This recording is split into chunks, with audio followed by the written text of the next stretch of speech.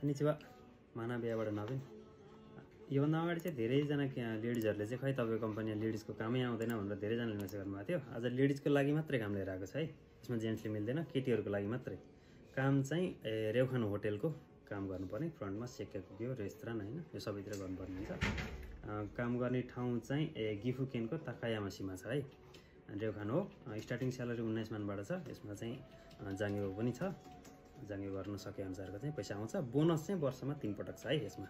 अनि 3 पटक छ भनेर 3 महिना बराबरको स्यालेरी आउने चाहिँ हैन। तपाईले राम्रो काम गर्नुभयो भने राम्रो बोनस आउँछ। राम्रो गर्न सक्नु भएन भने चाहिँ थोरै बोनस आउँछ। जति आफूले राम्रो गर्यो त्यही अनुसारको बोनस हुन्छ।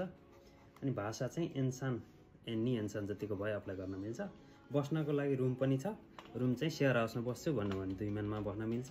अनि हैन म सिंगल रुममा एक्लै बस्छु भन्नुहुन्छ भने चाहिँ 26,000 मा आफ्नो सिंगल रुममा बस्न पाइन्छ। अनि खाना भनेर एक पटकको 200 एन दिन्छ है। यो चाहिँ रेउखानले आफ्नो तर्फबाट महिनामा 8 दिनको छुट्टी, वर्षमा चाहिँ 96 दिन अनि 6 महिना कटिसकेपछि युक्यू आइहाल्छ। त्यही हो। 300 को शीर्षको सबैको लागि ओके छ। गर्न चाहने कोही लेडिजहरु हुनुहुन्छ भने चाहिँ निजुका र सान्जु दाइ नखदा है। धेरै 40-45 वर्ष उमेर भएको चाहिँ मिल्दैन। अहिले भर्खरका जता गएर पनि जसरी पनि गर्न सक्छु भन्ने लेडिजहरु कोही हुनुहुन्छ भने चाहिँ तुरुन्तै सम्पर्क गर्न सक्नुहुन्छ। अर्को हप्ता नै मेसेज छ। 連絡よろしくお願いします。